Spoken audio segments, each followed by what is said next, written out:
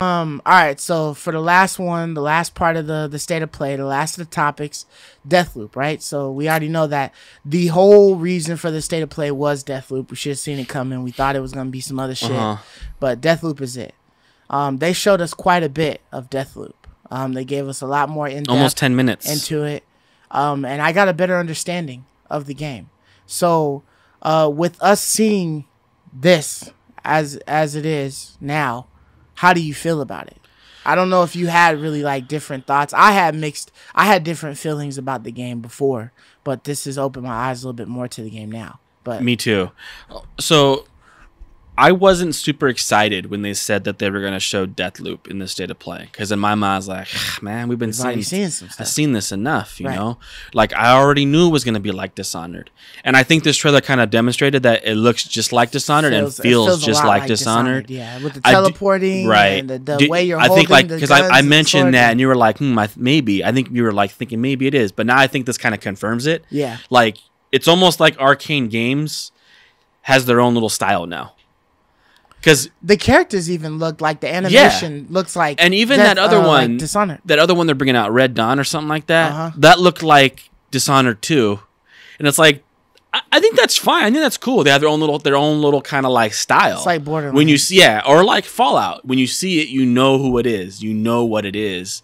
Like with Borderlands, when you see it, I know that's Gearbox. That's their style. That that's Gearbox's way. You know. Right. So I think that's kind of cool, and it there's some things to say here, man. Like, okay, I didn't really think so much into the whole looping mechanic. And as I watched this, I was thinking to myself, wow, you know, I think this is Returnal done right.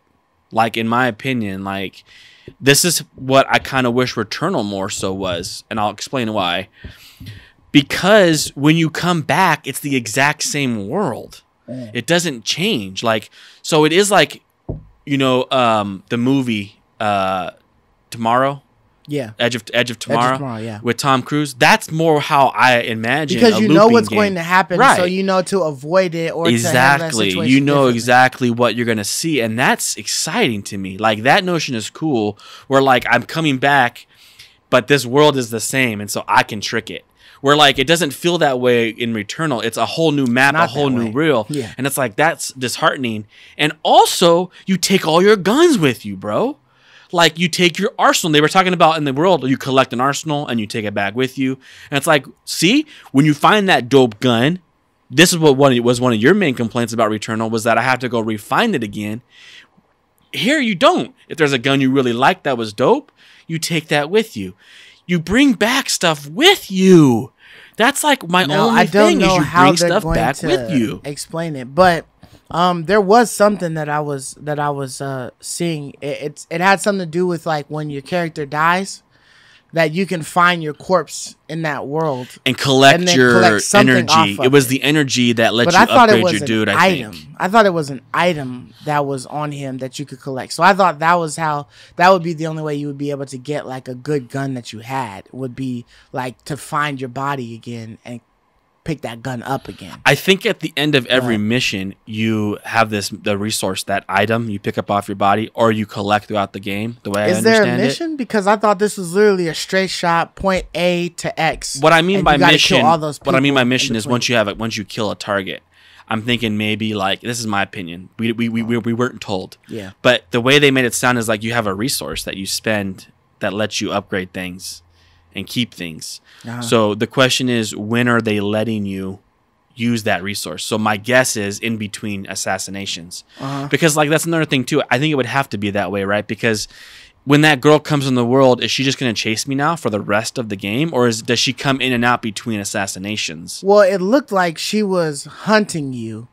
And so she just hadn't located you. So it's like almost like you stir up enough shit in the world that she knows, okay, where you're at in a general location, and then she's just on your ass after that. You know what I mean? Until you kill her. And then she's not bothering you anymore, but you still got to kill the other people. And then, if you die, it's like a rinse and repeat. It's like she just has to find you. So you're never going to take like the same exact path with the same exact time, the same exact, way. Right. So she's never going to always just find you in this one area. You know what I mean? You could be somewhere else. And my question is like, once she joins, is she there for the remainder of my loop? Or does she come and go? I think you would kill her. So if I kill her, does she come back again in that loop, or is she gone forever? So that's what I'm wondering. Well, she's part of one of the hitmen that you have to kill. She's just the only one hunting you. So you would have to kill her to get her off your ass. Oh, she's one of the ones I have to kill. Okay. Yeah. Now there's another one. Yeah, the one. Are you talking about the one that's like in your ear, talking all the time? No, I figured that's an ally.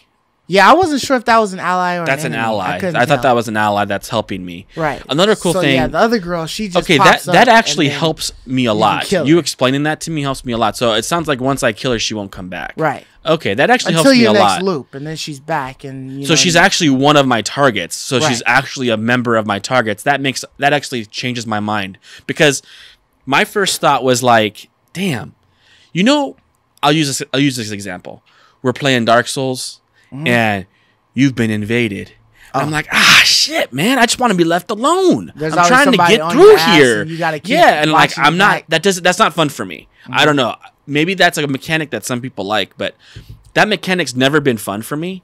And so I'll put my game on offline mode. It's only fun when when you're like ready for it, like when you're expecting it or something like that, or when you're looking for it. But when you're just trying to play in a new area, and I never like it. I guess if I'm looking for it, you're right. Yeah. But for the most part, I'm never looking for it because I'm trying to make progress. Right. And oftentimes these people are like really good. I don't need some dude, who's like a freaking pro at this game to invade my world and like 360 trick shot no scope me and like make a meme out of me. Like, that's not fun. So I'm glad that I can make it the NPC. That helps a lot. And now hearing that she's like one of my targets that I have to kill to finish this loop, that means that it's not just a nuisance. It's actually like part of someone. I have to go find her. Like, I have to kill her. Yeah, she's gonna have to die. So she's gonna have to die. Yeah. And then once I do, she's done, and I don't have to worry about her. Move on to my next target. Yeah, at least that's what I got. If that's true, that helps me a lot. That helps me a lot. Because it seemed as if like you have like, I think the 16 guys or whatever that you have to kill, and only one of them has been assigned the task of hunting you, or knows you are here and is coming after you. Like, I think the other ones like know there's somebody here and they're going after somebody, but they're doing their own things, and there's only that one psycho chick that's coming after you and is like, steady looking for you. So that makes a big difference if she doesn't keep coming back over and over. I was thinking it was like Dark Souls and Invasion. You know how like the invasions kind of keep happening? Yeah. And like it's always interrupting my run? But invasions are like other people, you know what I mean? Now it'd be different if every now and again one of these assassins will be assigned to come after you instead of like doing whatever they're doing. Like, maybe word gets out, you stir up enough trouble, and then all of a sudden there's a hunter that's on your ass now, an assassin that like decides to stop eating his sandwich and then come hunting for you, and you killed the last one. So like, you do some more people in, and like, somebody else gets alerted and they start coming to hunt for you. I don't like that. I don't want to keep getting invaded, over I think it's literally again. Just that one girl. If it's that one girl, that's a cool mechanic. I'm not so hateful of it now, if that's the case, because that's a cool way of introducing. And she's probably tricky and crafty as hell. Sure. You know what I mean? She's tough like you. She's probably tough as hell. I did think too that, I thought the voice acting and the character was really good. I thought his banter with that person in the mic, it was funny. Yeah.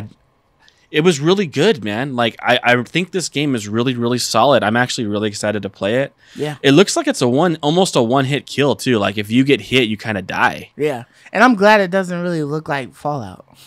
No, it doesn't look like. Well, it's Arcane Studios. It's not made by Bethesda Softworks, but right. But Bethesda has something to do with it a little bit. But they publish it. But it's a different team. Yeah, but it does look exactly like Dishonored. Makes me want to go play Dishonored. Actually, I haven't played it in a long time. I mean, it's been a while. Kind of makes me want to fire it up. I'm not impartial to coming back to this. Yeah, I don't even know if I finished Dishonored 2. Yeah. I definitely didn't finish the Wastelander or whatever, that DLC content. Yeah, nah. Which that's free on Game Pass. So maybe I'll go back in there and try that for fun. Just get a little, feed the hype a bit more. Yeah. It did seem too like as you discovered things, writing got put up on the wall, almost like to remember, help you remember. Yeah, which kind of gave me like the marquee What was that House, one game? What? No, it wasn't House Marquee. Marquette? Marquette. Yeah. Marquette? Yeah. Marquette. See, I never played that. It gave me that kind of vibe. Yeah. You know, with the words being on the walls and stuff like that, almost like your subconscious is telling you something. Yeah, that's how it felt. Because I may not remember every little path and thing, but my mind, jots it down for me. Right. That's a great addition. So those are the kind of things that really help these live, die, repeat games. All these little things we've talked about really help make it feel like, okay, I can do this. I can enjoy this, you know? One thing I'm curious about is how vital will the sound be? You know, because they have that spatial audio where, like, you know, you'll hear like the footsteps and stuff like that. And if you turn your head, it'll turn the direction of where the audio is coming from. So, you know, if like that chick is like trying to run up on you and sneak up on you, you know, maybe she's like super quiet, but you hear like small footsteps in the snow or something. You're right. You're like, oh, also, shit, she's behind me. You know? Yeah, and with the stealth mechanic, it almost seemed like you couldn't avoid mayhem combat. Like, you could kind of sneak around, but you gotta kill. At some point in time, you got to shoot that shotgun off. You got to shoot that gun off, and she's going to find you. Yeah. Like, it'd be cool if you can kind of, like, just stealth through and she just can never find you. But it or sounds you like, find her, and then you're able or to you just stealth her. Yeah, her. you stealth her. Like, but it almost seemed like they're forcing you into, like, this running gun, loud, shoot your gun I think combat. it's got to be action. I think you're always going to be doing something to keep you in the game, right? Because that's all this is killing. It's literally a game about killing. Yeah, this is like Hotline Miami. Yeah. In a lot of ways, right? In some ways, because you have like the one hit and you're just like comboing. Right. And getting through the zone. You know, like you kind of memorize it. Because that's how Hotline Miami, you just keep repeating. Right. But you're memorizing it as you go. Yeah, it's just a little road game. But guys are coming through here. Yeah, pop, pop, pop. You got it all memorized and you get through. That's what this kind of feels like. And I mean, I guess the last thing I'll mention to you is, what did you think about it being a timed exclusive? We just learned about that. I thought that was interesting, and it kind of makes me feel like I should be waiting on this. Like, I should just wait on it and until just get it for free off of Game Pass. You know what I mean? Because if I buy it for the PS5, I'm gonna have to pay that $70. No, it's not. Or 60. It's 60, but it's on sale right now for 50, I think. Okay. So I'm gonna have to pay that high price, when if I just waited until next year, it would be brand new to me, because it would be brand new to Game Pass, and then I'd be able to play it. But I also think that's weird that, you know, that this game, when it was first announced, was never mentioned about timed exclusives. You know what I mean? Exactly. It was almost seeming as if this because it was Bethesda, this was going to be like one of the last games that Bethesda had made or published or whatever, or had anything to do with, that was going to be on the PlayStation. That there wouldn't be shit else coming to the PlayStation like that. Exactly. You know, like that or whatever. Or at least if there was, it would be on both consoles. You know, like there would be timed exclusives for the Xbox. You know, that's exactly how I felt about this too. I thought this was like the last hurrah. Sony got themselves one last exclusive. One more exclusive. This isn't exclusive. This is a timed exclusive. And a year isn't that long. No. Just next September. I mean, that's not that long of a wait for it to be free. Well, they did say sometime in 2022, but I don't think No, it's September. They said September of 2022 is when they would come off. Yeah, it's going to be free till September 14th. Okay. Yeah. It'll be on Game Pass September 14th, 2022. I think so, yes. Wow. It's supposed to be like a 1-year exclusivity. So 1 year from when it comes out, right? So that's interesting. You know, it makes me want to be like, okay, in September, if there's other games, then I just might get those other games and check those out, and then, you know, come back to this later. Wait for Deathloop. You know, that's not a bad idea. If it's not for the channel, you know what I mean? If it's not for the channel, exactly. Which, you know, maybe one of us gets it for the channel and we can pass it around. But I agree. It's like, because right at that time of year too, like moving into October, we're gonna be hit with game after game after game. Yeah. All the way up to like Elden Ring into the new year.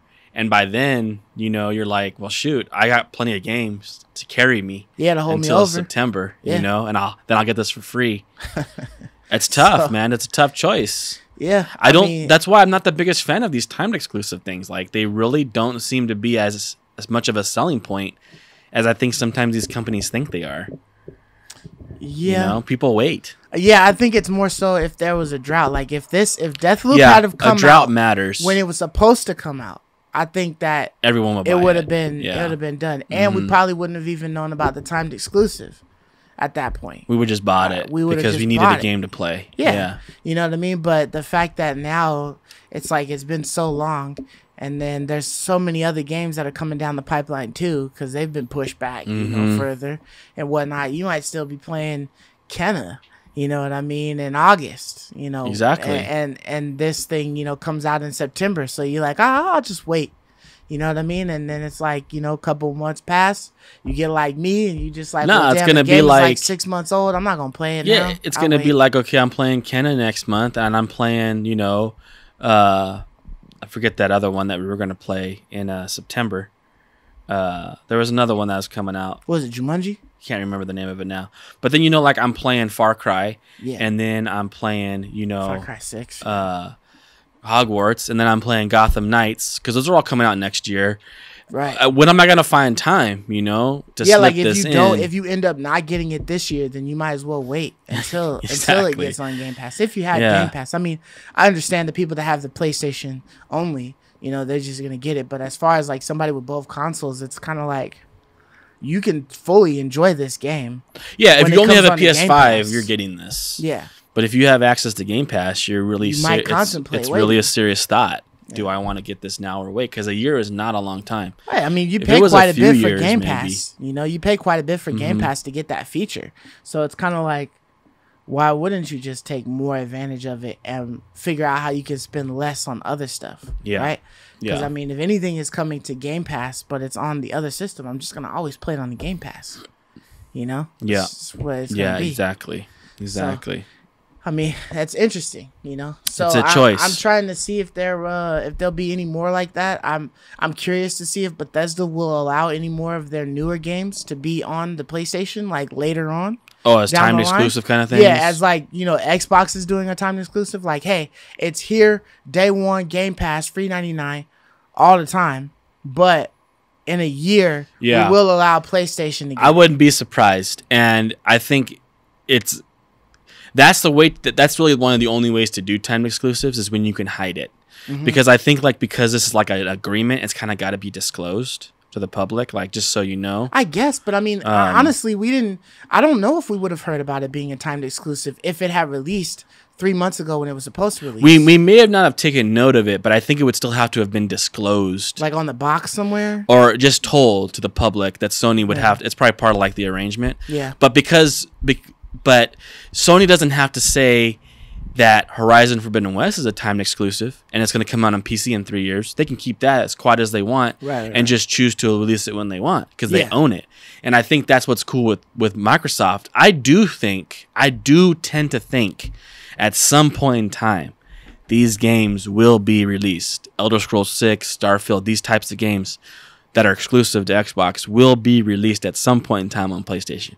I don't see how they can say no to that free money. That's all I'm saying. I don't see how they can say no to that free money. They could probably say no to the free money the same way that PlayStation says, you know, we're home of the exclusives. You know what I mean? Like, right, they but they're might switching want that. to finally get some exclusives under their belt. But that money thing is like switching it because they sell so stinking well when they bring them on PC. But they're switching their tune. Right, and that's PlayStation, right? But I don't. So I kind of feel like if you just use the name console exclusive, then it's different, right? Because PC is not like a console. Right. So if you have your game only available on an Xbox or only available on the PlayStation, but you can also get it on the PC, I think you can still claim exclusivity, like console exclusive, you know, title. You know what I mean? So as long as PlayStation never puts their Horizon, they never say that though. PlayStation never Xbox. Says console exclusive. PlayStation always says only on PlayStation. Right, only on PlayStation. That's like declaring it or whatever, but that's not saying but that's like not saying console exclusive. That's saying because you're right, console exclusive means that it could come out on PC as well. It's just exclusive to console. So if there's a console you want to play it on, you got to play it on this console. Whereas only on PlayStation means only You can't play it anywhere else other than PlayStation. Maybe only on PlayStation Steam account as well. I don't know. But I just think that'd be a big market to close off. 60 million. Who knows how many PlayStation 5s will be available and sold by the time they decide to make it available to the PlayStation users? Right. I mean, that's a big market to we not should sell be seeing to. an increase next year because of that chip change, right? With the we're going to see more consoles. We're going to see more consoles. Yeah, the smaller nanometer chip or whatever. Yeah. So they were trying to change something so that they could be able to produce more. But I mean, we already did see that Ghost of Tsushima's director's cut no longer said only on PlayStation on there. So maybe they just started wiping that title off. No, that's what I'm saying with Microsoft too. Like they just eventually wipe that away. Oh, it's no longer console exclusive. Now you can get it on PlayStation. Yeah. Just to sell to that market. But I mean, it's free money. For the most part, I think what we've seen is that they just said it was a timed exclusive a timed console exclusive for Deathloop. For the majority of their games, because they eventually come out with the PC version and then they eventually put it on cloud. You know what I mean? So it's like a slow transition for them to get it throughout their Game Pass offering. You know, if you got Ultimate or whatever. So I think they're probably just going to keep with that motto. You know what I mean? Yeah, like, no, I'm just saying I think at some point in time, people to buy the console or buy Game Pass Ultimate because you could play it on this.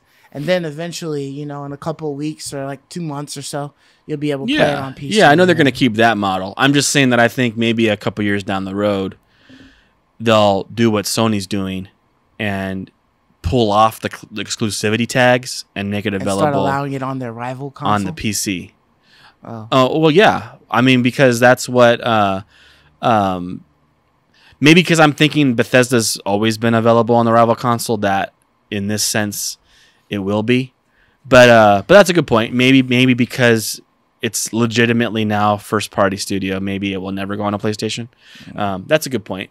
But I think maybe I'm thinking just in terms of like, because it was always Bethesda was always available. If you're thinking of it as it's still moving as if it's its own entity, right? That's maybe what I'm thinking of in terms. But if I think of it in terms as like, in terms of like Insomniac Games or Naughty Dog. Yeah, if it's in those terms, then I would never see a Last of Us on an Xbox. You're probably right there. So that's a fair point. Maybe I'm just getting confused with the nature of this studio making these games. You're still thinking of Bethesda as being Bethesda, but now Bethesda they're Naughty Dog now. They're Naughty Dog now. Yeah, exactly. Yeah, so maybe we won't then. Maybe we won't. That chokehold. It's like, hey, you can't get it to everybody. Man. That's what's so crazy though, because you know that they would sell so many of them on a PlayStation. Yeah. Because PlayStation users are so used to playing the Elder Scrolls. They're so used to playing Fallout. Right. That you would just, it's so crazy to think that they would throw that away.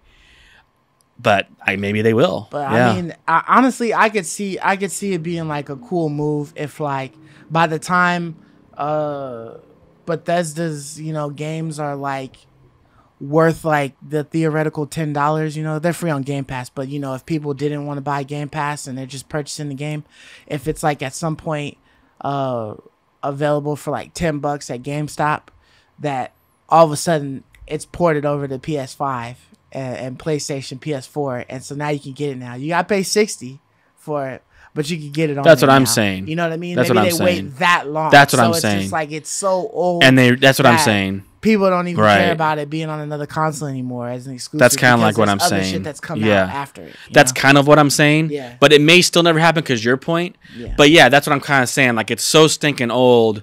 You can get it for $10 on Xbox, but you'll pay full price again. To get it on your PlayStation. Yeah. Like that's kind of what I'm saying. But maybe it never will. Maybe it'll never see the light of day on PlayStation ever again. What a weird thought. Yeah. It's such a weird thought, man. It's a trip to think about that. A Bethesda game never available again on a PlayStation. Yeah, man. It's such a trippy thought.